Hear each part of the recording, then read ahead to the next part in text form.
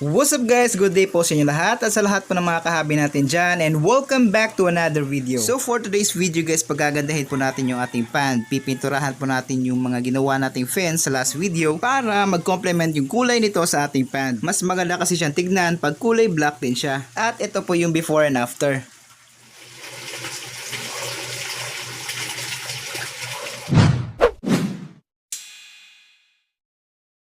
So yun guys, ito po yung pan po natin ngayon.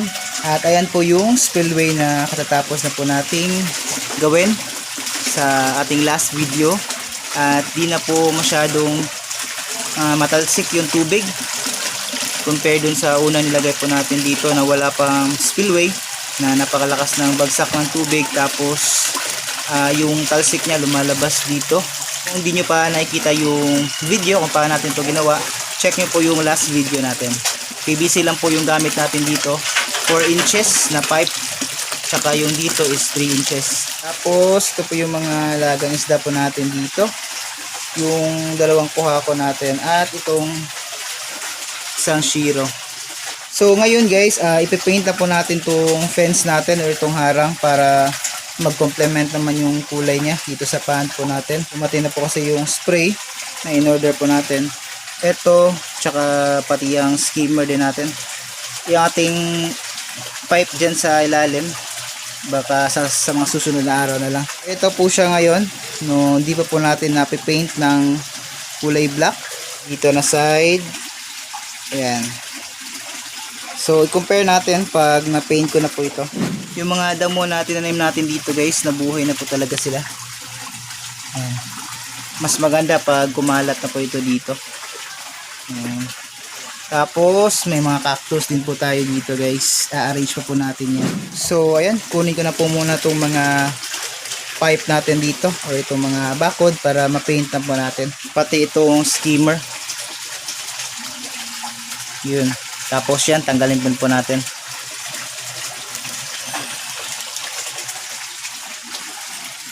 Yun, ito na yung mga pipinturahan natin. At saka ito na po yung pad natin ngayon. Natanggal na po natin yung harang. Yun. Ganda sana pag walang harang guys, no? Pero para safe po yung mga alaga natin, mas maganda maglagay po tayo ng pangharang. Ganda niyang tignan pag walang harang. Dalawa na lang po yung pintura natin guys, dalawang bottle na lang, sana magkasya po to.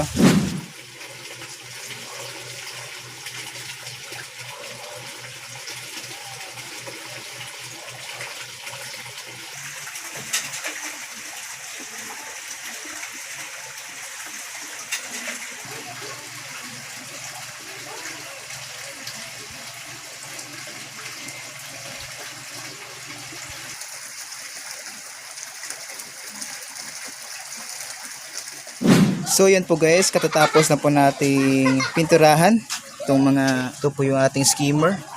Buti na lang at nagsakto lang, pero medyo kulang po siya, pero inuna po natin yung mga part na visible talaga. Yung iba, yung likod niya di po natin masyado na paint, pero okay lang yan, di naman po yan makikita. So antayin na lang po natin itong matuyo lahat. Yan, mabilis na naman siyang matuyo guys. So yun, excited na po tayong matuyo na to para ma-install na po natin doon. Tingnan na po muna natin yung mga alagang isda natin dito. Ang puti na ng shiro natin guys, ha? Tapos lumaki na din siya. Yan. Tapos yung circle sa head niya po guys, nandyan pa din yung color white na para siyang tansyo, pero hindi na siya ganun ka circle. Siguro papunta na po siya sa kanyang pattern talaga. Ayan, ganda no, ang puti-puti.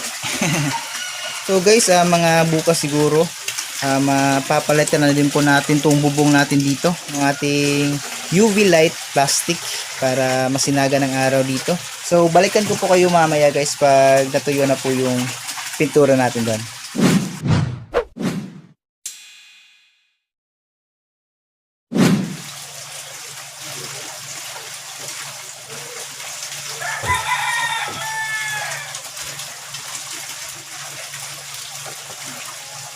Ngayon po guys, natuyo na po yung mga pintura natin. Kaya install na po natin ulit.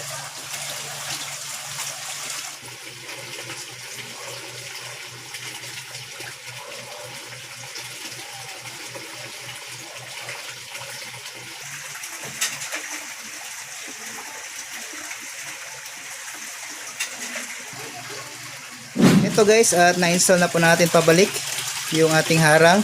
Pero yun nga, kalimutan ko dito na area. Nakaharap po pala ito dito. Pero yun, okay lang yan. Pag nakabili po tayo ulit ng paint, pipinturahan na lang po natin yan dyan. Pero dito, yun, may ilan na ano pa. Pero yan, so far okay naman po siya. Maganda yung pagkakapintura natin. Yan. Kulang nga lang yung paint. Pero yun, okay naman. Mas maganda na po siya tignan ngayon guys ng kulay black. Kulay black na ito ano, fence natin dito. Ayun. Ganda. Satisfy naman tayo sa ginawa natin. Yun oh. Yan, pero dito, di po natin na ano lahat. Mas maganda po talaga siya pag ano, kulay black. Ito rin dito, pipinturahan din po natin to. Yan. Pero inuna na po muna natin tong fence niya. So ito po yung tsura niya ngayon guys. Yan.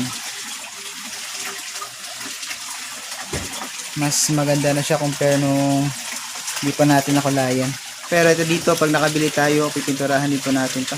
Pasok po muna tayo dito guys sa ating relaxing area. Relaxing area po tawag natin dito guys. Yan po siya. Yan. Ganda. Mas gaganda pa po ito pag na-open na po natin dito. Pag nalagay na po natin yung UV plastic. Masisinagan po ito ng araw dito. At mas liliwanag po itong area na to. So yun po guys, hanggang dito lang po muna yung update natin dito. Tapos na nating mapinturahan.